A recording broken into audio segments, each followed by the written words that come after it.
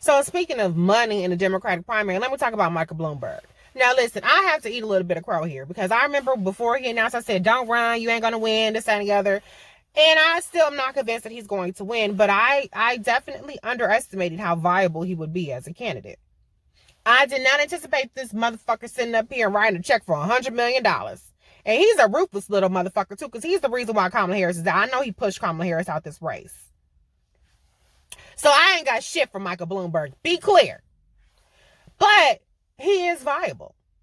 Because as it turns out, $100 million in 2 weeks gets you to 4 to 7% depending on the polling.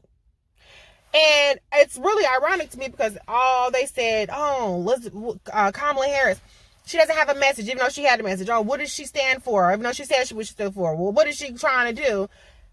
And this motherfucker, Michael Bloomberg, writes a $100 million check. He don't have no fucking policy positions in any of his goddamn commercials. It's just a bunch of fucking commercials. And he's at 7%. Now, some might call that white privilege. I would agree with that. Some might call that wealth privilege. I would agree with that. But what we do know is that he's certainly not being held to the standard as, like I said, Kamala Harris or other candidates. And so that's why I'm saying, is anybody going to vet this motherfucker? Is anybody going to ask him any questions?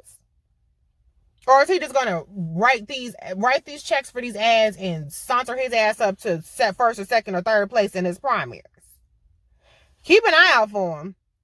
And I know people have said, well, who is dumb enough to make decisions on the vote for him just on ads? Did y'all not see how motherfuckers in this country are low information voters? People are not sophisticated. People are not critical thinkers.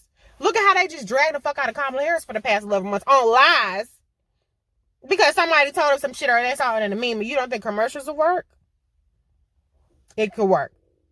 So it's the onus is on the media, the onus is on people to vet him, ask him these tough questions because he's not going to be in the debates.